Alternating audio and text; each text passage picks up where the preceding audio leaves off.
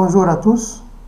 Nous allons parler aujourd'hui des chaudières à vapeur, leur mode de fonctionnement, les avantages et les inconvénients de ce genre de chaudière, le secteur d'utilisation de ce genre de chaudière. Comme vous savez tous, ce sont des chaudières de grande puissance, généralement de grande puissance. Il y a des chaudières qui sont un peu moins puissantes, mais en général, elles sont utilisées dans les grandes tertiaires comme les hôpitaux, les hôtels, etc. Donc, après le générique, on va bien parler de ce genre de chaudière. Donc, allons au générique.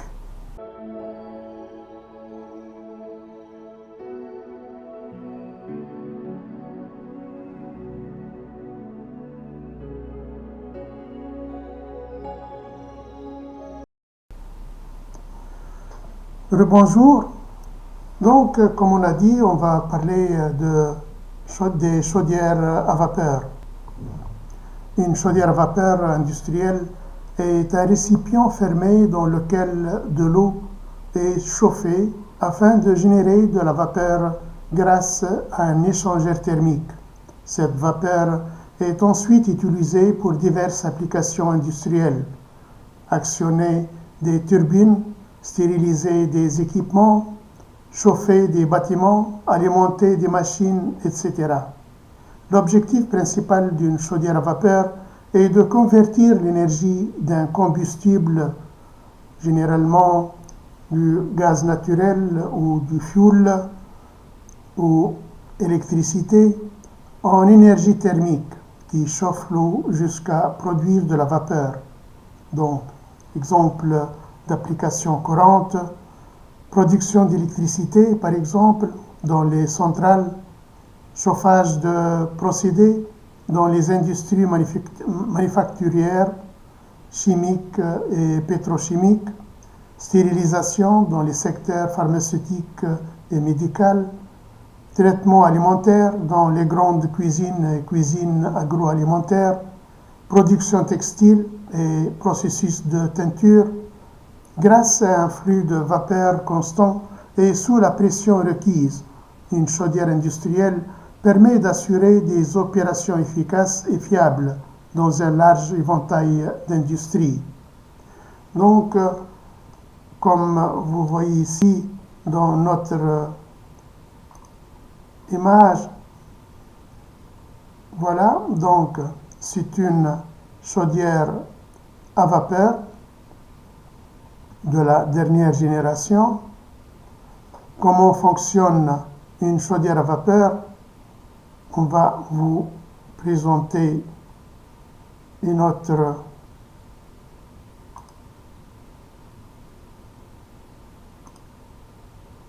image représentant une autre chaudière à vapeur. Donc,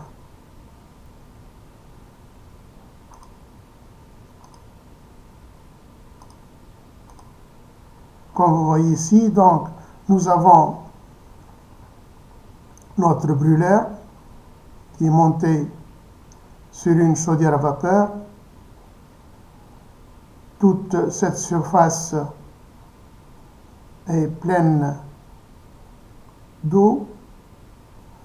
Comme vous voyez ici le foyer, donc nous avons le premier passage de fumée, dans le foyer. Ici, c'est la boîte de fumée, celle-là, c'est la boîte de fumée. Lorsque la fumée passe entre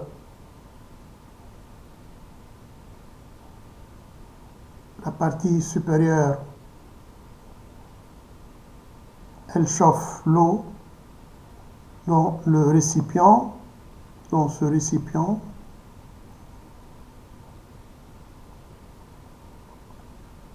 La fumée donc passe par les tubes que vous voyez ici, c'est le deuxième passage. Celui-là, c'est le premier passage. Elle passe par la trappe, puis elle passe dans les tubes, dans ces tubes-là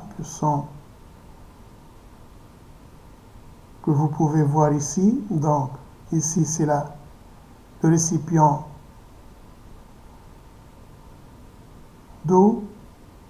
Lorsque la fumée passe par la trappe, par derrière de la chaudière, elle passe dans ces tubes-là. C'est le deuxième passage. Donc, le foyer, c'est le premier passage. Les tubes, un diamètre de 25 mm à peu près, de 25 mm ou de 32 mm. Donc, ce sont des tubes en acier.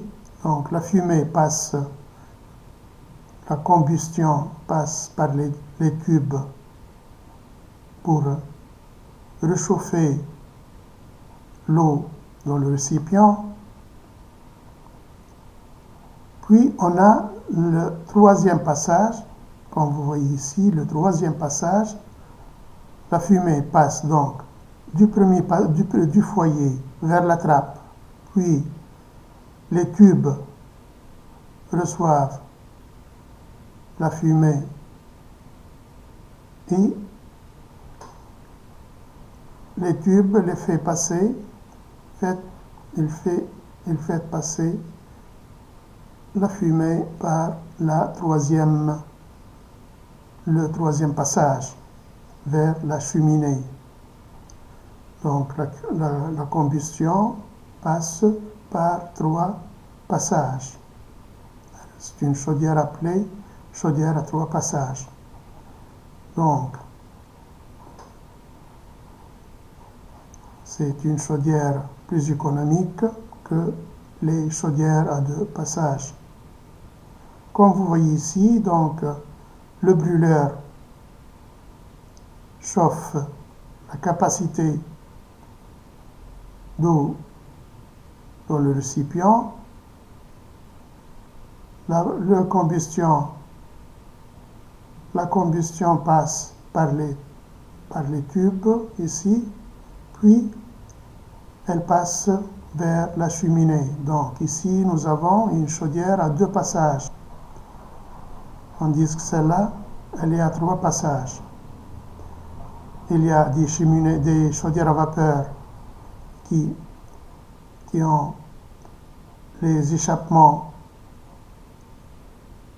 c'est-à-dire l'échappement de la combustion à la partie sur la façade, c'est-à-dire à la partie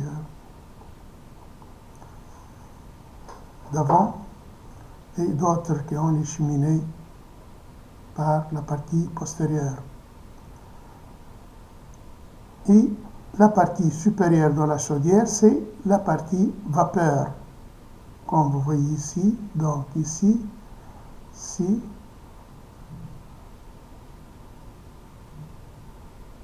c'est la partie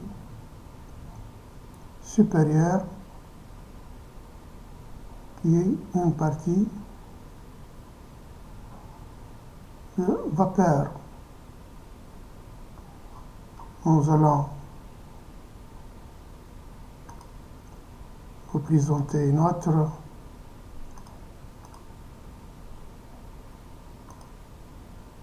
voilà, donc une autre image ici. Nous avons le brûleur à mazout qui chauffe le foyer principal, qui chauffe toute la capacité d'eau. La fumée passe par la trappe derrière la chaudière, puis la combustion passe par il y a des dizaines de tubes conçus pour laisser passer la fumée vers la trappe derrière la chaudière. Donc, ici, c'est le caisson d'avant, ici, c'est le caisson d'arrière. Le caisson arrière, celui-là, c'est le caisson avant. Donc, la fumée qui passe par le caisson avant laisse échapper la combustion vers la cheminée après plusieurs passages dans la chaudière pour plus de chauffe, pour garantir plus, pour assurer plus de chauffe de la capacité d'eau dans la chaudière. La partie supérieure, c'est la partie de la vapeur. Donc, c'est une chaudière qui a une puissance entre 1 à 25 tonnes par heure. Donc, voilà, c'est le mode de fonctionnement de ce genre de chaudière. Il y a des pompes ici qui assurent le remplissage d'eau de la chaudière. Il y a des soupapes de sécurité sur la chaudière.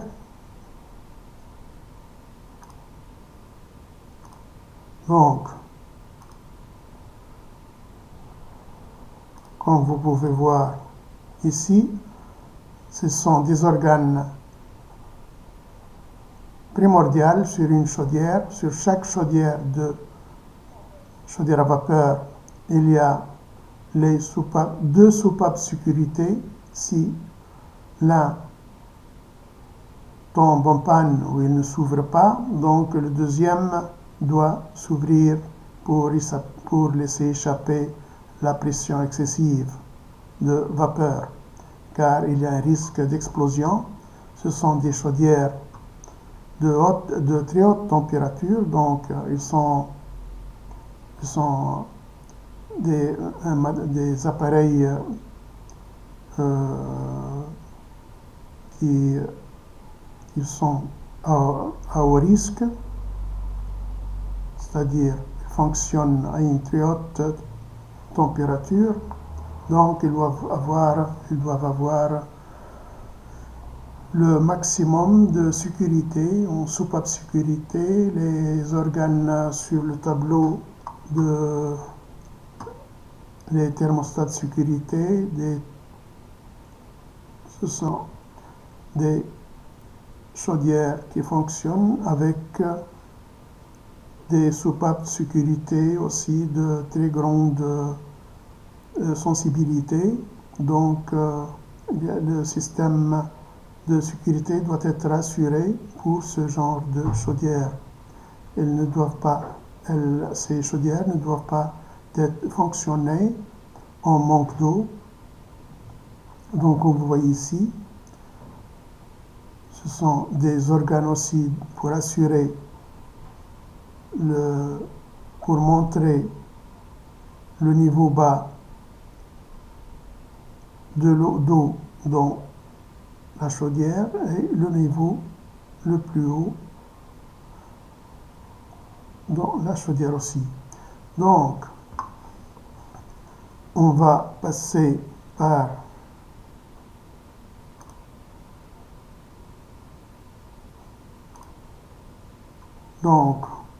comme on a dit, les principaux composants d'une chaudière à vapeur industrielle. Donc, pour comprendre comment fonctionne une chaudière à vapeur, il est essentiel d'identifier ces éléments clés: brûleur ou système de combustion.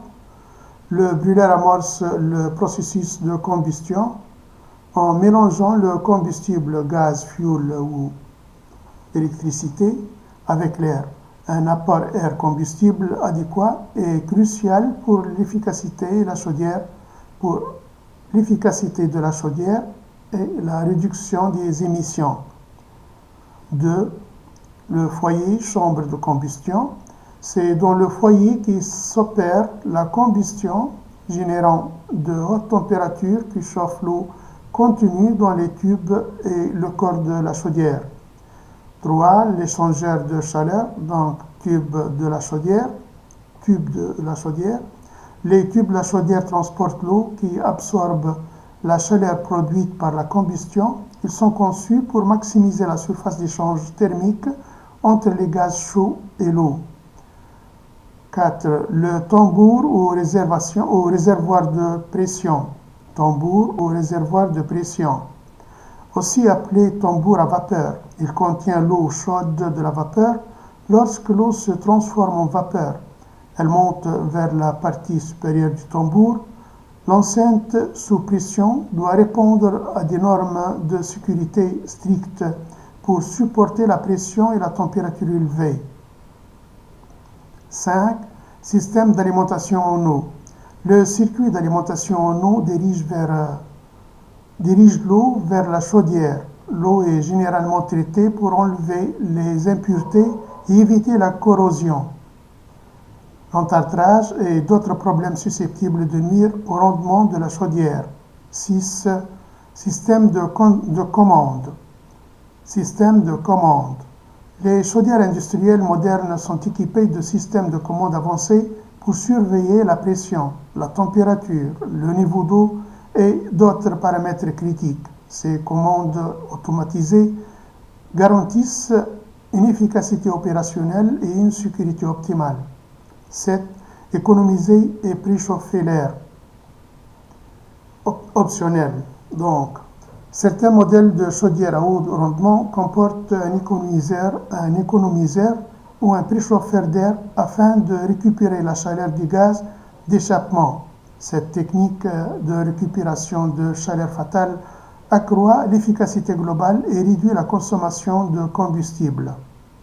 Donc, le processus de génération de vapeur, combustion du combustible. Le processus démarre dans la chaudière de combustion où le brûleur enflamme le combustible d'un apport d'air adéquat garantit une combustion complète et propre, libérant un maximum de chaleur. Transfert de chaleur. Les gaz chauds issus de la combustion circulent autour et à travers les tubes de la chaudière, transmettant leur chaleur à l'eau. Chauffage. Donc, 3. Chauffage de l'eau et formation de vapeur. Au fur et à mesure que l'eau absorbe la chaleur, sa température augmente. Une fois la température de saturation atteinte en fonction de la pression du système, l'eau commence à se transformer en vapeur saturée. En continuant à chauffer, on peut obtenir de la vapeur surchauffée, dont la température est supérieure à celle de la vapeur saturée. 4. Distribution de la vapeur. La vapeur produite se rassemble dans le tambour à vapeur. Elle est ensuite dirigée via des collecteurs vers les équipements ou les procédés industriels qui en ont besoin. 5. Condensation et retour. Après avoir accompli sa tâche, par exemple chauffer un procédé ou faire tourner une turbine, la vapeur se condense en eau. Ce condensat peut alors être envoyé à la chaudière via un circuit de retour, améliorant ainsi le rendement global en récupérant la chaleur résiduelle. Différents types de chaudières à vapeur industrielles. Il existe plusieurs types de chaudières répondant à des besoins spécifiques. 1. Chaudière à tube de fumée. Fire tube boiler. Les gaz chauds circulent dans des tubes immergés dans l'eau. Conception relativement simple, entretien aisé, adapté aux besoins en vapeur et pression modérée. Chaudière à tube d'eau. Water tube boiler. L'eau circule à l'intérieur du tube chauffé par les gaz de combustion, idéal pour des applications à haute pression et forte capacité. Utilisée dans les centres électriques et les grandes installations industrielles. Chaudière électrique. Utilise l'énergie électrique pour chauffer l'eau sans combustion directe. Respectueuse de l'environnement, très faible émission. Pratique lorsque les infrastructures de combustible sont limitées ou en cas de contraintes strictes en matière d'émission.